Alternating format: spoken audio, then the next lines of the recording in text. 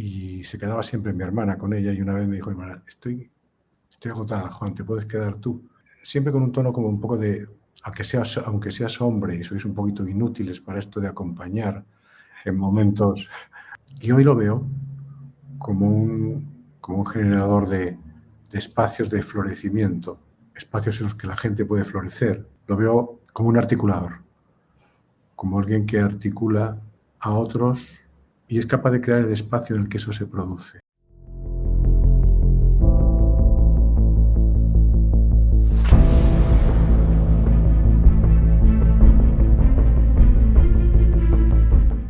En Líderes Hablando de Liderazgo, les presento a Juan Vera. Juan, gracias por aceptar la invitación. Cómo no, Amancio. Un placer de que te inviten a hablar de lo que te gusta, ¿no?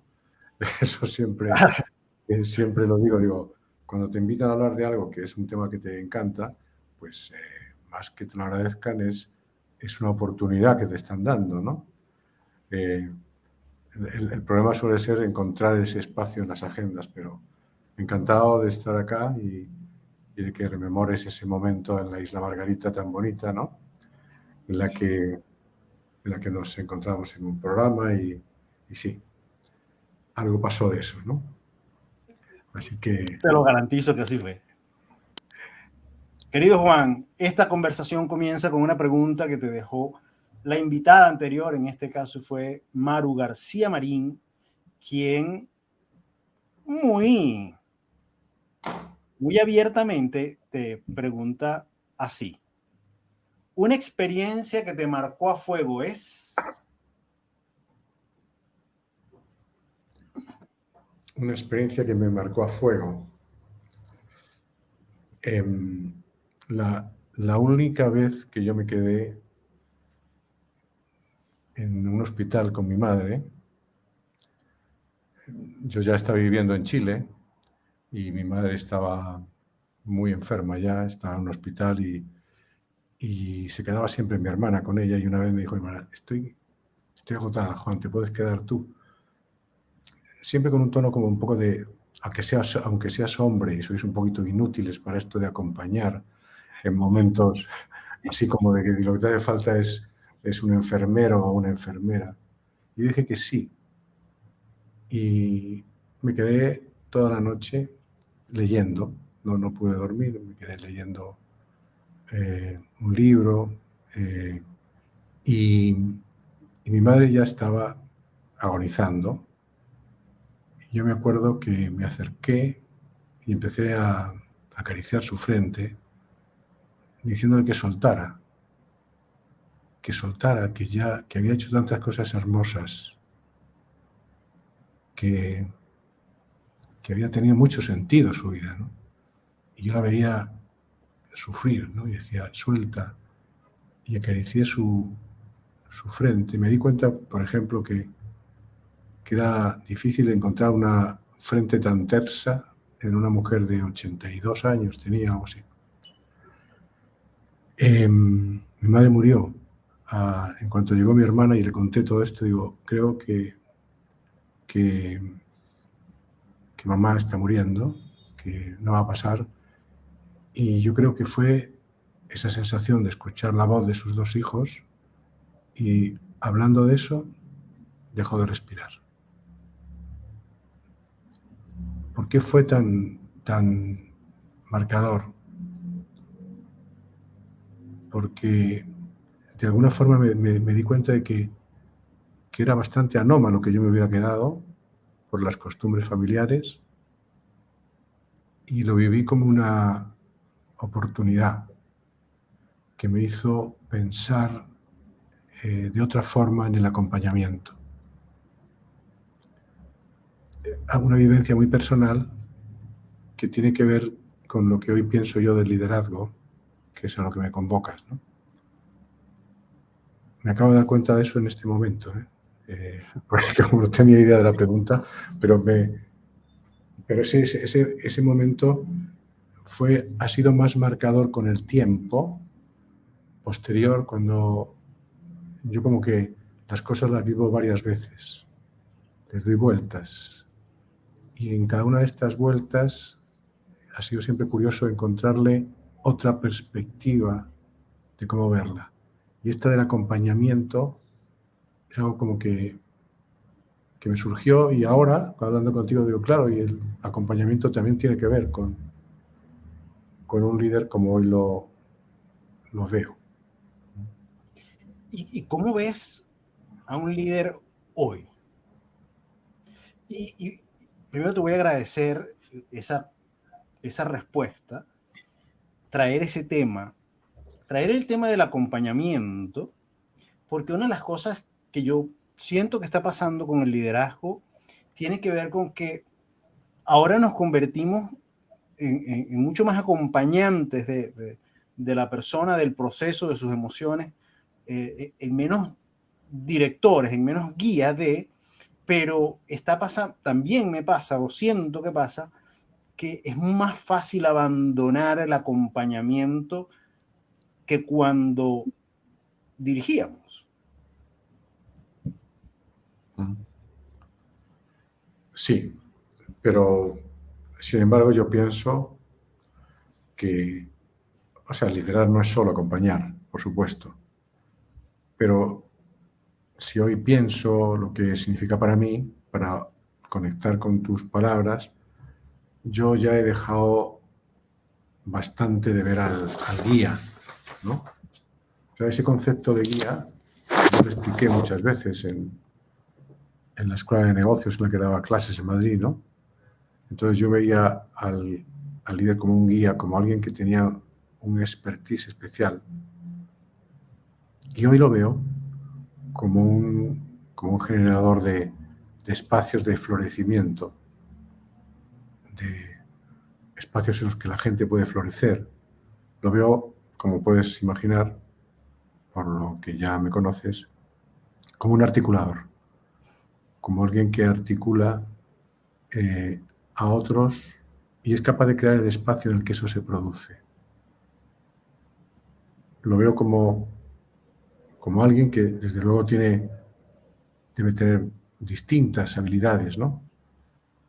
Pero creo que la distinción no es como yo lo veía antes, que era como alguien que tenía unas habilidades especiales o las mismas, pero en un alto grado. Alguien que además de eso tiene sensibilidades. Ok. Creo que del tiempo de vida que tengo, que ya es bastante, la sensibilidad nunca había visto que fuera tan necesaria como la veo en este momento. Entonces, por ahí, ¿no? Alguien que no solamente tiene capacidad de gestión, sino que sobre todo es un garante de cómo agregar valor a las situaciones. Y esa agregación de valor puede ser muy distinta, muy amplia, ¿no? Por ahí va mi idea al respecto de lo que yo he cambiado. O sea, no hablo de teorías de otros, sino digo, Sí. yo mismo hubiera dicho más los primeros conceptos de guía, experto, habilidades especiales, alguien que además sabe gestionar las situaciones, los momentos, no solamente es un inspirador que te deja la inspiración. Hablando siempre distinguiendo entre el líder directo y líder indirecto, ¿no? Yo creo que vamos a hablar más de líderes directos, ¿no? Porque también hay líderes indirectos que no saben lo que producen, simplemente han tenido una idea, han escrito un libro, han desarrollado una teoría, una filosofía y han impactado en mucha gente, ¿no? Sí, y justamente te voy a preguntar eso, porque definitivamente, y estoy persuadido a pensar de que tu intención era influir de manera directa cuando escribes tu última obra que se llama Articuladores de lo Posible. Primero te quiero preguntar, ¿de dónde nace ese concepto de articuladores de lo posible? ¿Fue un momento de eureka? ¿Fue la suma de todo? Tú has sido un coach, formador de coaches, entre esos me incluyo honrosamente, pero además has hecho mucho coaching en tu vida. has trabajado el coaching político, has hecho coaching político. Entonces, ¿de dónde te llega este concepto, esta idea, esta mirada del articuladores de lo posible?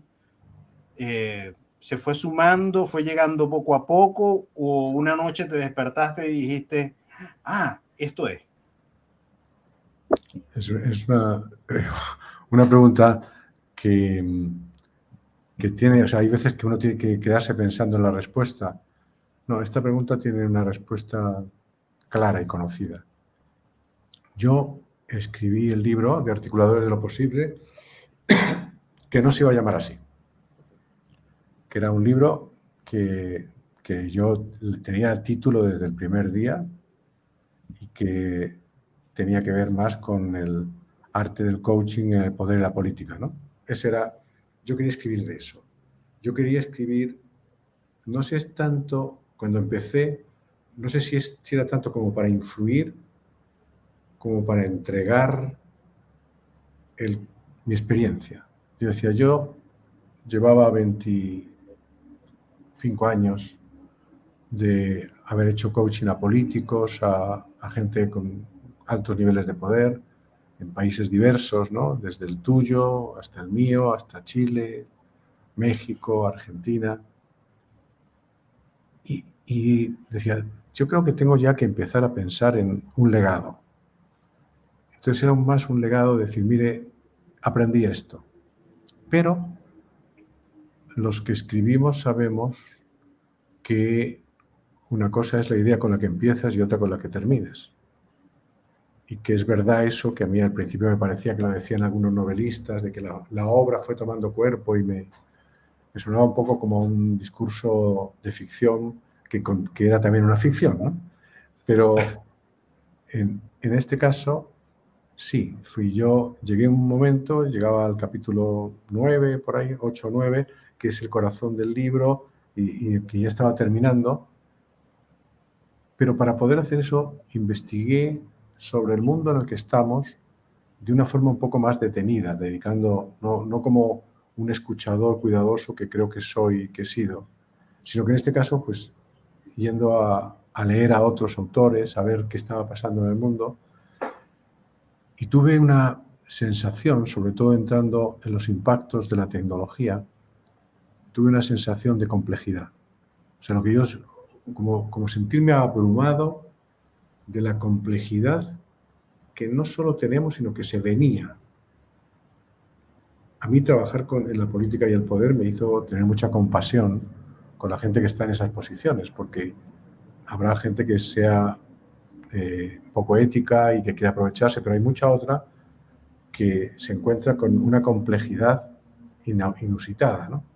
Y dije, esto no es nada con lo que creo que puede venir, y analicé varios sectores, el de la tecnología, el de la información y la Big Data, el de la salud, la educación. Y ante la idea de la complejidad, con el editor, un argentino, que me ayudó en todo el proceso de la edición del libro, para no solo lo que era la maquetación, sino el cómo darle un orden a los capítulos, ¿no? Y él lo que hacía es preguntar, ¿no? Me decía, y de pronto yo le dije, no, pero, o sea, ¿te das cuenta que esto ha cambiado? Que en este momento, si yo tuviera que hablar de una habilidad esencial, diría que hay que ser articulador. ¿Cómo yo articulo? Que no confundiendo el articulador como el que pone en contacto, ¿no? Como si fuera una especie de un generador de que yo te pongo fulanito con menganito. Claro, para ver qué pasa ahí, sino ese que crea ese espacio porque trae a varios y hace que, por lo tanto, se den condiciones de análisis, de partida, distintas a las que podían existir. Y dije, o sea, y hablando con él, dije, eso es, lo que yo tengo que decir que he descubierto es que si tú quieres entrar ahí como un coach o como un acompañante, porque yo he ido sustituyendo la palabra en el tiempo, porque creo que el coaching es una excelente metodología, pero hay otras posibles. Y me gusta ser, no sé quién habla de ecléctico, ¿no? Un tipo por ahí habla de ecléctico. Lo voy a buscar, voy a investigar. Busca y te va a aparecer. Entonces, y bueno, pues me dijo él, bueno, trata de explicar, a ver, ¿cómo lo resumirías en una frase? Entonces me quedé con eso y al día siguiente le dije, articuladores de lo posible, y además ese va a ser el título del libro y lo otro va a ser el subtítulo. Dijo, pero si ya teníamos la idea y tal. Nada. Mira, en este momento, y le di un disgusto porque él decía que hay que escribir libros de 200 páginas, 250, 200... Le dije, y lo peor que te tengo que decir es que no he terminado. Que ahora me doy cuenta que yo debería seguir hablando un poco del mundo que viene, de hablar un poco del futuro. El libro se creció, se convirtió en 470 y tantas páginas, que es menos manejable según las ideas de los que editan y todo eso, pero así surgió el libro, en la mitad del camino. ¿Y cómo ves entonces tú el futuro y la responsabilidad que tienen los articuladores de lo posible o los líderes en función de andar en ese futuro que tú ves? En el libro, en un capítulo, yo hablo de que se puede haber un futuro oscuro y un futuro claro. Porque efectivamente dependen de la dirección que tomemos. El cambio de esa dirección tiene que ver con la conciencia, con el nivel de conciencia que impere en un momento determinado. Yo creo que estamos... O sea, nunca ha habido tanto conocimiento, correcto. Nunca ha habido tanta gente formada. Nunca hemos tenido tantos recursos. Pero ha habido algo que yo creo que está pasando, no es que pasó, está pasando, y es que no hemos medido la velocidad de los cambios con referencia a la velocidad de adaptación. Es decir, yo creo que el ser humano ha ido aumentando, mejorando su capacidad de adaptación a entornos que han sido crecientemente más complejos, pero se ha ido produciendo como momentos en los que se iba produciendo esto porque la velocidad de todo lo nuevo que venía pues tenía un tiempo que permitía como que nos hiciéramos cargo de ello.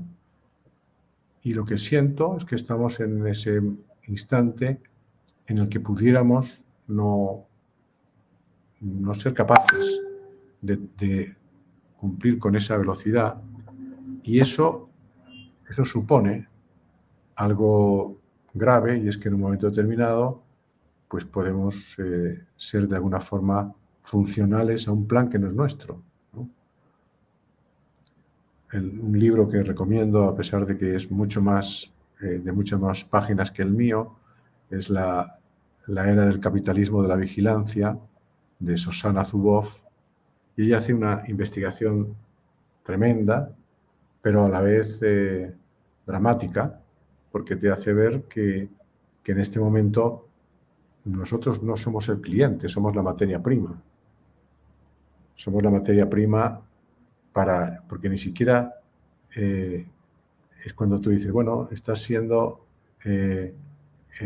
alguien que ayuda a perfilarte para que te den cosas a ti, lo cual les pasa, es cierto, sino que además somos la materia prima para entender cómo se producen cambios conductuales que los algoritmos van a ir desarrollando. Entonces hay un instante ahí que yo siento que hace falta un liderazgo que esté más basado en retomar un nivel de conciencia que nos pueda llevar a generar nuevas reglas. O sea, a mí me parece, y eso lo he dicho en otros foros, Amancio, me parece increíble que las constituciones del mundo todavía no recojan esto, que pocas veces cuando tú hablas de las regulaciones no esté regulado esto, y que la Big Data esté en las manos de un grupo pequeño relativamente de corporaciones que tienen todo el conocimiento de lo que pensamos, lo que sentimos, hasta el punto de que Internet en este momento lo que hacemos, claro, eso ya es lo primero, ¿no? Hasta el hecho de que hoy Internet, que es el que tiene como la sospecha de que nos vigila, es una pequeña parte, o sea, son las cosas que nos rodean. O sea, yo cada vez que me meto en mi auto y pongo el teléfono y dice descargando, entonces me doy cuenta que en el auto se está descargando toda mi información y que el auto no la lee, o sea, la lee en otro lugar. Claro. Entonces tú dices, estamos en un momento de una gran complejidad y creo que el desajuste es ese, no es de velocidades. ¿Cómo podríamos hacer? ¿Qué conversaciones requerimos? Y es que creo que son las de mayor liderazgo en este instante. ¿Qué conversaciones generamos para establecer cuáles son las reglas éticas con las que nos vamos a mover?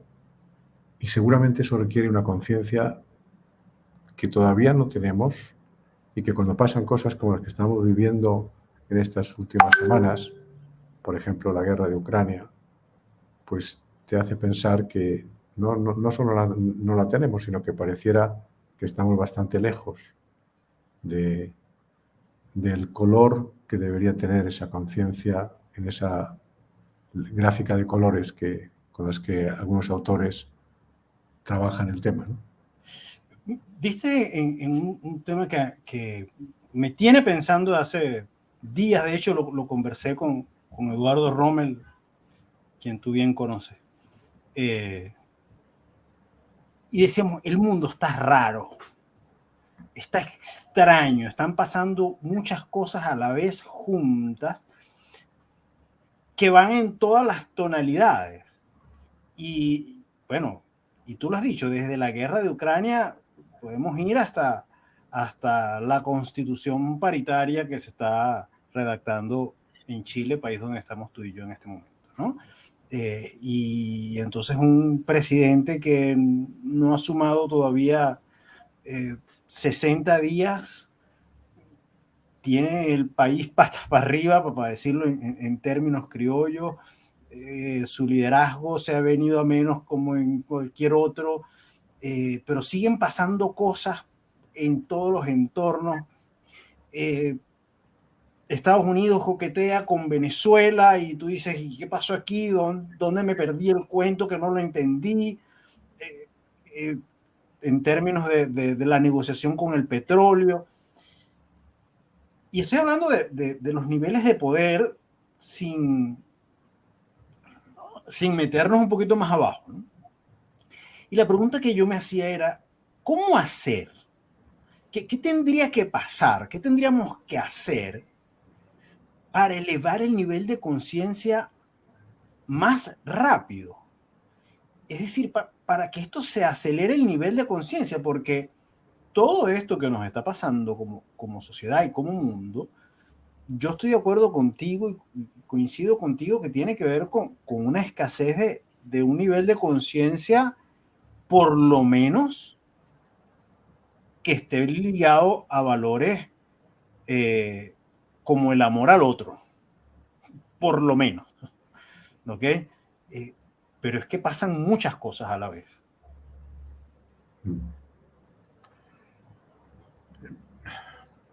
Yo creo que, lamentablemente, como a veces ha pasado en la historia, un cierto desastre, una cierta hecatombe puede ser la que remueva lo que... Por eso te digo que me sorprende que hoy ya, con toda la data que existe, no se esté trabajando de otra forma. Porque hay respuestas, pero que no tienen la velocidad que requerimos. Es decir, la respuesta de una nueva educación, que sin duda es válida, pero la educación requiere empezar con las nuevas generaciones. Es decir, hablas de años y algunos de los horizontes tenebrosos están cercanos. Estamos hablando de 2030. Entonces digo, esa propuesta de nueva educación, que seguramente hay países en las que van más adelantado, ¿no? Los países nórdicos de Europa es uno de los casos, o Nueva Zelanda, en fin, hay. Yo cuando trabajaba en la Agencia de la Calidad de Educación, que ahora voy a volver a entrar a trabajar con ellos en los próximos días, me quedé muy fascinado por todos los expertos de educación que venían de estos países, ¿no? Y te das cuenta que habían empezado a cambiar contenidos por valores, a hablar más de convivencia que de historia, porque la historia la podían encontrar en Internet, ¿no? Pero eso es claro, ese es un camino, pero cuando yo te hablo de que para mí el problema es la velocidad, es qué tiene que pasar para que de pronto hayan cambios. La pandemia nos enseñó algunas cosas, ¿no? Por ejemplo, tú dices, algunos países respondieron muy bien, incluso todos los ciudadanos fueron protegidos. Y por lo tanto, dices, ahí hubo algo que no correspondía a la mirada incluso de los gobiernos que estaban, que podían haber querido hacer grandes negocios a partir de eso, ¿no? Pero es lamentable que tenga que ir por ahí, porque cuando yo, por lo tanto, me defino por la articulación, es porque digo, ¿cómo generamos generaciones, no tanto generaciones en los años, sino grupos, si quieres, de personas que empiecen a optar por la concienciación de aquellos a partir de conversaciones que a lo mejor que no traten de llegar a un acuerdo todavía? O sea, que no se planteen, pongámonos de acuerdo porque ahí empieza a haber una especie de pulso de poder, sino conozcamos lo que está pasando, veámoslo, porque creo que de esa penetrar en ver lo que está ocurriendo, surgiría el requerimiento de hacer cambios mucho más rápidos de lo que vemos que puede ocurrir, ¿no? O sea, es realmente, no sé, como amenazante, sería la palabra, el sentir que no tenemos ni idea de lo que se sabe de nosotros, que el concepto de intimidad se ha perdido, que de alguna manera pudiéramos en este momento estar hablando de datos con datos que ninguno sea verdad. Y nos estamos formando opiniones sobre aspectos que son inexistentes, ¿no? Entonces, no es nada fácil la respuesta ni la fórmula, pero al menos lo que puedo es contextualizar desde dónde lo miro, ¿no? Te veo dando vueltas, no sé si parece que... Aquí estoy. Sí, estaba diciendo, me parece que me quedé solo y entonces ahora tenía que... Se me salió y ya estoy de nuevo. Pero te escuché con prácticamente todo. Ahora, sí, definitivamente la velocidad, que es lo que tú dices, yo creo que es la diferencia, porque, bueno, la educación es un camino, pero es un camino de muy largo. De hecho, comenzamos cuando lo mirábamos en términos de la distancia que había entre lo que aprendías en la universidad y lo que pasaba en las empresas, ¿no? Ese divorcio que empezó a mostrarse. Recuerdo la primera vez que me conseguí con el libro de la quinta disciplina de Senge, que se llamaba Escuelas, que se llama el libro, Escuelas que Aprenden, un libro fantástico, donde él decía, bueno, vamos a vincular al mundo empresarial, al social, al político y al educativo y a la familia para poder constituir esto. Y en algún momento a mí se me pareció ese escenario, pero lo pensé y después me respondí a mí mismo, dije, sigue siendo insuficiente, porque es que la velocidad es demasiado distante mientras articulamos, y aquí quiero venir mientras articulamos las posibilidades en un entorno alrededor de una ciudad que aprende, de un país que aprende, probablemente la velocidad nos atropelle. ¿Tú sientes lo mismo? Claro, claro. Por eso yo digo que a pesar de que esas experiencias son inteligentes e interesantes, sobre todo si en esos grupos como lo planteaba Peter Senge, se mete la política también, para que de alguna forma llegue a esa toma de conciencia desde los que tienen el poder de un cierto ordenamiento. Pero finalmente yo creo que o bien se regula, y la regulación significa claramente impedir ciertos usos de las cosas. Realmente el plantear que, por ejemplo, si se estableciera un derecho universal a mi intimidad, resulta que nadie podría, o en teoría, si no que piratean, nadie debería y podría, porque todas estas empresas que lo hacen son empresas establecidas, conocidas, incluso famosas y en algún momento generosas, porque se pueden permitir una generosidad altruista, ¿no? Digo, se impediría que eso pudiera pasar, porque al final de esta velocidad, que como causa está el problema de que si en un momento determinado todos nosotros estamos dirigidos por esa información, no vamos a llegar nunca a la posibilidad de un acuerdo que sea, llegaremos a acuerdos, pero no en el sentido de volver a equiparar lo humano con lo que simplemente es conductual dirigido para lograr determinados beneficios o utilidades. Entonces digo, eso que un filósofo inglés, no me acuerdo el nombre ahora, pero lo escuché hace como 4 o 5 años, llamaba a sus colegas y decía, tenemos que levantar la voz para establecer algo muy impopular, que es que se pare el progreso, entendiendo no tanto el progreso como lo concebimos, de ir mejorando, etcétera, sino que ciertas aplicaciones de posibles capacidades no las hagamos hasta que realmente la humanidad no pueda absorberlas. Porque en el fondo es como si dijéramos,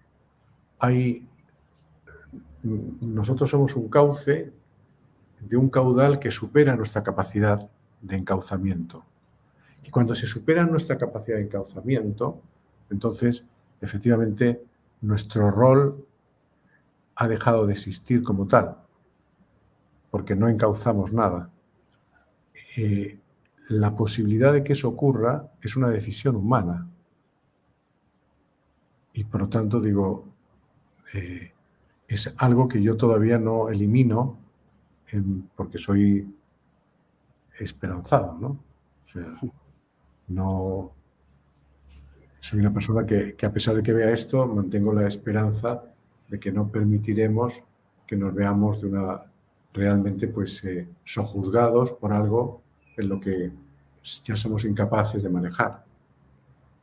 Sí, y fíjate que ahí yo tengo probablemente una sospecha más en términos de cosas que pueden pasar, y tiene que ver con que el hecho de que vamos tan rápido y si no nos detenemos, usando el concepto de detenemos el progreso, corremos el riesgo de que se nos escapen cosas de la vivencia, del poder vivir, del poder aprender cosas realmente bien que pudieron haber sido significativas para la humanidad. En este momento se me ocurre la famosa imagen esta de la película, que es una sátira con Adam Sandler, que se llama Click. No sé si la llegaste a ver. Esta es una película donde Adam Sandler consigue un control remoto donde le permite pasar la vida más rápido. Entonces, cuando llegaba a la cena de su casa, él la agarraba y pasaba la cena rápido porque lo que quería era trabajar. Y adelantaba el tráfico y adelantaba las vacaciones, adelantaba el cumpleaños de los hijos. Y luego se da cuenta que se perdió el vivir lo más importante, le da un infarto, pasa toda esta serie de cosas, ¿no? En clave de humor y sátira como suele ser las películas de Adam Sandler. Y yo digo, estamos teniendo un riesgo probablemente tenemos muchos el control remoto y se nos están pasando cosas en la vida por esta necesidad de cambiar tan rápidamente, ir a esta velocidad, llegar a esto, y le pasa a los líderes empresariales. Tú que has coachado a muchísimos, que eres consultor de muchas empresas, te das cuenta cómo cambian de práctica sin ni siquiera madurar algunas ideas de la anterior y pasan de moda en moda, gerenciales y probablemente la primera, la de hace 20 años atrás, era la que te podía salvar en este momento, pero no la viviste, la surfeaste y te dejaste ir hasta la otra ola. ¿Te hace sentido esto? Sí, sí, sí. O sea, de hecho, la mirada de este filósofo era el decir, estamos llegando a niveles de progreso, de avance tecnológico, sin haber sacado todas las posibilidades de lo que hoy tenemos. Pero te encuentras que te imponen una forma, con lo cual ya mi celular no sirve. Las actualizaciones están fuera de... Pero, ¿y por qué? No, porque ahora ya estamos en el 22.0. Y dices, bueno, ¿y eso estamos obligados a seguir esa velocidad?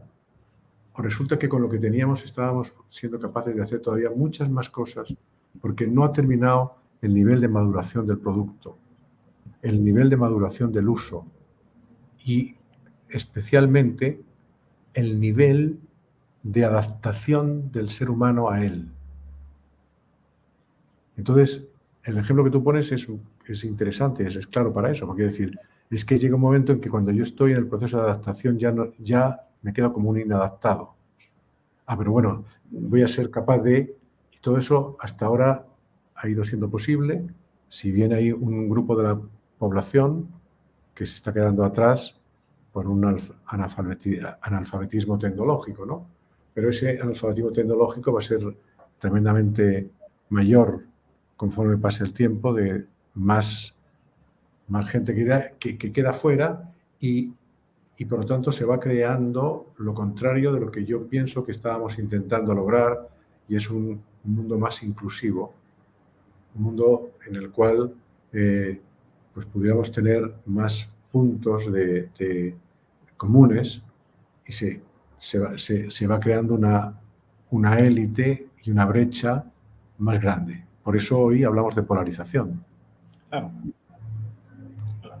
Porque cuando estábamos, algunos como yo, a lo mejor ingenuos, que decíamos, estamos llegando a un mundo en el que poco a poco vamos a ir viendo cómo vamos entrando en unas bandas mucho más cercanas, y en este momento, y eso se llamaba la globalización, en este momento la globalización ha dado paso a una polarización absoluta, porque pasa eso. Mira qué bonito lo que me viene a la mente a partir de tu canción del principio. Pasa de que a la vez que estamos creando la idea de crear un mundo más unido, ante el descontrol surge la necesidad de volver a casa. Y volver a casa me lleva al nacionalismo. Me lleva, por lo tanto, a ese punto, me lleva a los fundamentalismos religiosos, ideológicos. Es decir, volver a casa, que es muy hermoso, no solo como lo plantea Mercedes Vargas, ¿no?, sino como el famoso bolero de Uno siempre vuelve a los viejos sitios donde amó la vida, ¿no? Pero esos viejos sitios donde amó la vida puede ser un reducto en el cual me aferro y los defiendo a ultranza. Entonces, hay una fractura que se está llamando polarización y que se vive en todos los países. O sea, no es que un tema de Latinoamérica o de... Yo, en mi programa de coaching, El poder y la política, con mucho dolor de corazón, al nivel más avanzado, le pongo algunos momentos del Parlamento de mi país, de España, y me da absoluta vergüenza. Porque lo único que escucho es insultos. O sea, no hay un lenguaje constructivo. Casi ponerse de acuerdo es visto como una forma de resignación. Y hay que oponerse sistemáticamente a las cosas, desacreditando muchas veces a los otros, ¿no? Entonces hay una tarea, lo único que podría decir es que si por un momento volviera algún chip de cuando estaba construyendo alguna empresa, diría, hay mucho mercado para acompañar, hay mucho mercado para poder sentar a la mesa a nuevas conversaciones si es que somos capaces de saber orientar y de plantear los temas que en este momento son centrales, ¿no? Sí, sin duda alguna. Mira, por ahí apareció Eduardo saludando, Marisabel Marista, con quien además estuvimos allá en Margarita, en el mismo programa Sí, que, yo le tengo mucho cariño, además. sí, un ser humano especial. Juan, llegó el momento de la pregunta del $1.000.000. ¿Qué hace rentable tu liderazgo? ¿Qué hace rentable mi liderazgo?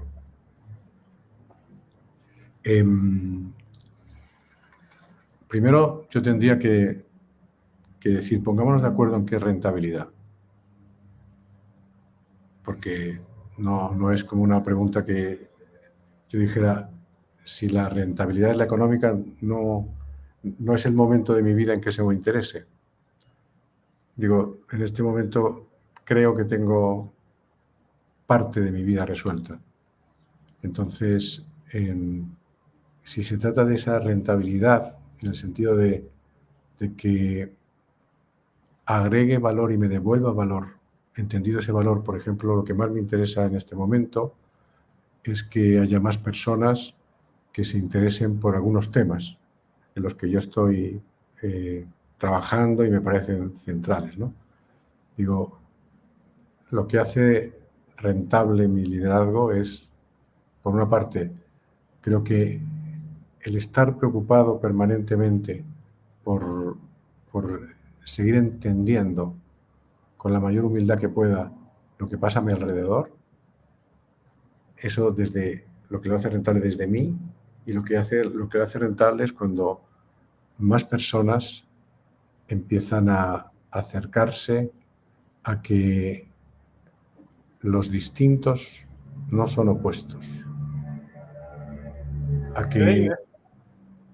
que las personas que nos pueden parecer absolutamente contrarias, si conociéramos su historia, es probable que nos diéramos cuenta de muchas cosas, ¿no? Así es. Juan, quiero meter un tema que a mí me ha generado algunas reflexiones en los últimos meses.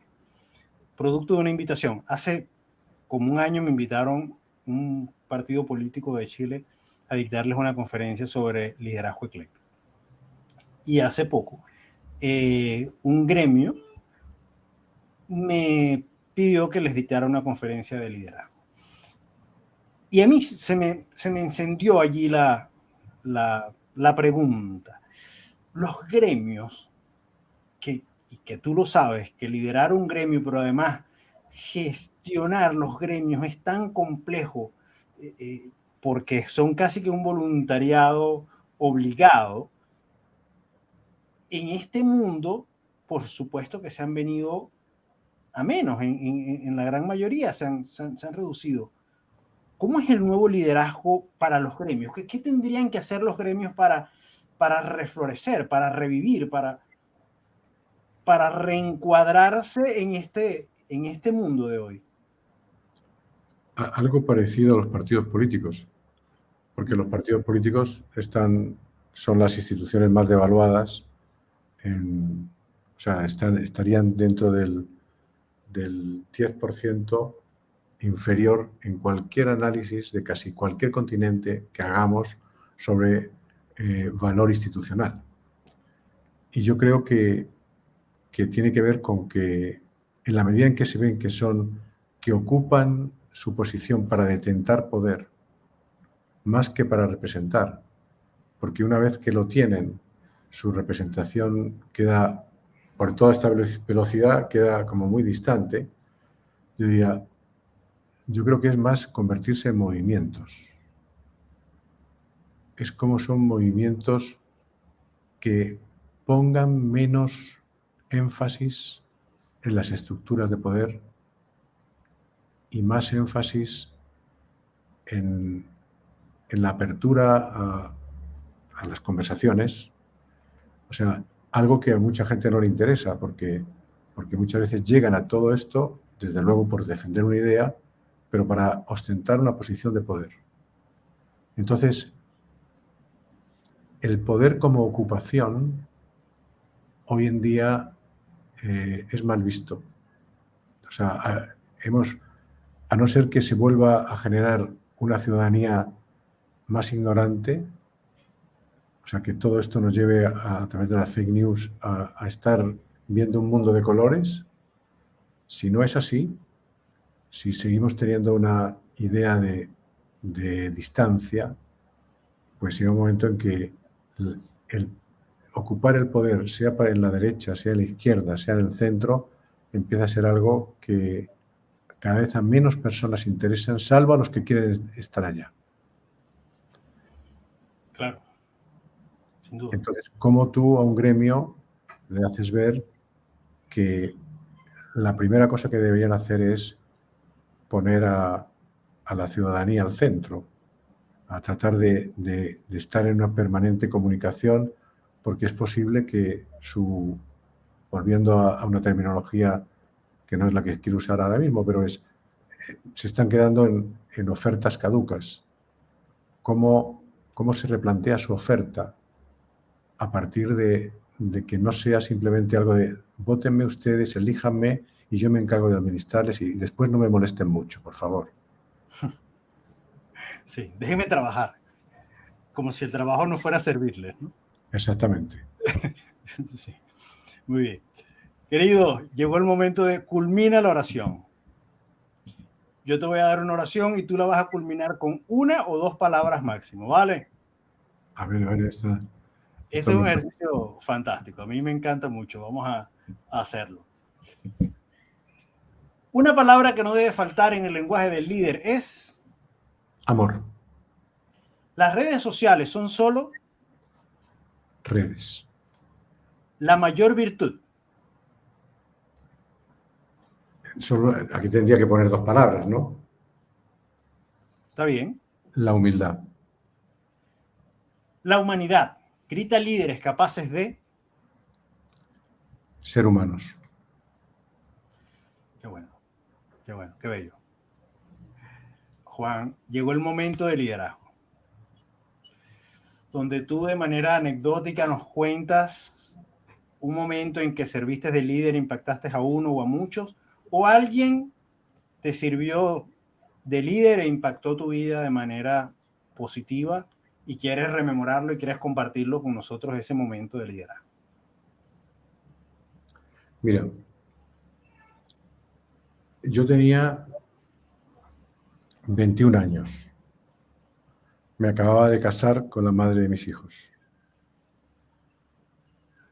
De una forma fulgurante, ten en cuenta que con esa edad, fulgurante, me habían hecho subdirector de una empresa de servicios de informática, cuando la informática estaba en sus comienzos en España, ¿no?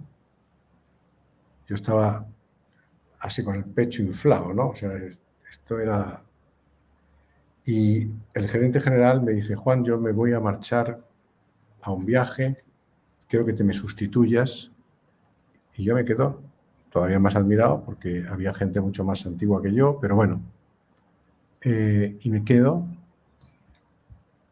y ese hombre desaparece.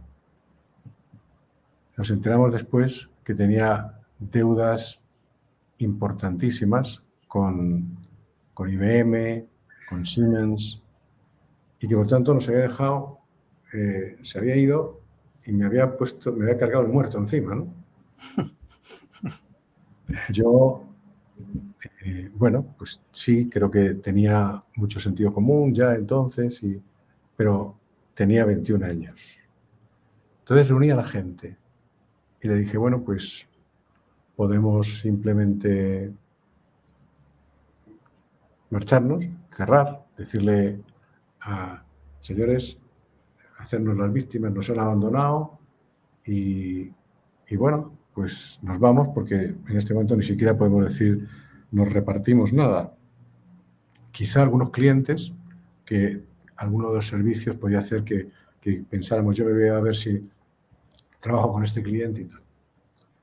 Pero no hice eso, yo le dije, les propongo que reunamos a nuestros proveedores, les contemos lo que hemos descubierto y que nosotros estaríamos dispuestos a continuar montando una empresa distinta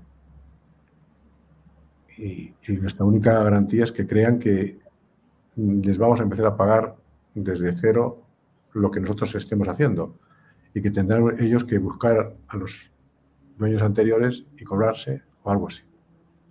La gente dijo, no, pero todos éramos muy jóvenes. El MAS era una empresa de lo que hoy se llamaría un emprendimiento, entonces no se llamaban así, y el mayor debía tener como 28, 29 años, ¿no? Me dijeron, ¿pero cómo y tal? Yo os propongo eso. Varios dijeron, sí, yo creo que probemos lo que dice Juan. Entonces, Juan, citemos y tú has tenido la idea, vete a hablar con ellos.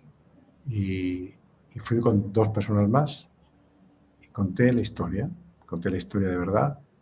Les dije cómo veíamos el mercado nosotros, qué es lo que queríamos hacer. Y Siemens nos dijo que sí. Nos dijo que sí. Montamos una empresa en un par de meses que se llamó K Española de Informática, por la K de los 1024 bytes, ¿no? y aquello funcionó, tuvo mucho éxito, fue el comienzo de mi carrera empresarial. Luego el grupo hizo una cosa muy divertida, porque como todos éramos como muy humanistas, muy socialdemócratas todos, ¿no? Entonces, bueno, vamos a elegir puestos, ¿no? Votemos. O sea, a nadie se le ocurrió, miremos las competencias. No. Democracia. Gerente general, Juan. Y yo salí con 21 años, nombrado gerente general de una empresa nueva que dio pie pues, a mi historia empresarial antes de venirme a Chile. Cuando lo he pensado, primero he dicho, ¿cómo se me ocurrió? O sea, ¿por qué no me amilané en ese momento? Pero yo tenía como la idea de que nosotros podíamos servir, podíamos hacer las cosas adecuadamente. Eso está por ahí en mi historia. Qué bueno, qué bella historia. Me parece más fantástico, con 21 años además, ¿no? Eso me recuerda que yo a los 21, no, mentira, ya era más, tenía 23. Llegando a Estados Unidos había conocido Internet, estoy hablando del año 93.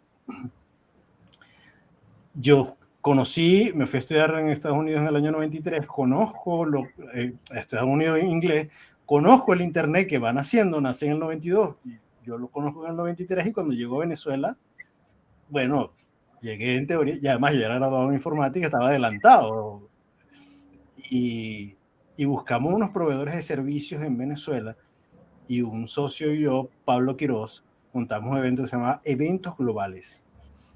Y de hecho mi primera cuenta de Hotmail, que era el único proveedor de servicio gratuito en ese momento, se llama eventglobal@hotmail.com. Esa fue mi primera cuenta de correo electrónico. Y montamos unos cursos de internet y lo llenamos 2 veces, una cosa fantástica de aquel tiempo. Pero bueno, no seguimos con la empresa, no tuvimos la visión y nos quedamos con la academia. En aquel momento ya dábamos clases en la universidad. Mira, yo quiero reportar aquí la presencia y el saludo constante que ha estado durante toda la conversación de Gustavo Egas. Ajá. Y te dice además, creo que te regala una frase muy linda que dice, el servicio está en tu ADN, Juan. Sí, gracias, Gustavo, por estar Gustavo es presente.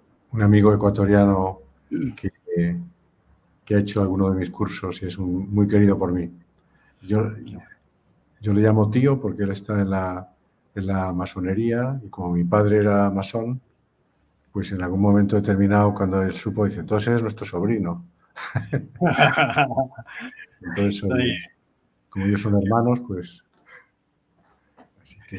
Bueno, Juan, agradezco muchísimo este espacio, esta conversación, la valoro enormemente, sabes que te quiero muchísimo, que te admiro muchísimo, que te sigo con cariño, con respeto y admiración, que aquí siempre tienes un lugar muy especial en mi ser humano, en mi casa y en mi país, que además no solamente por mí, sino por todos los venezolanos que te queremos.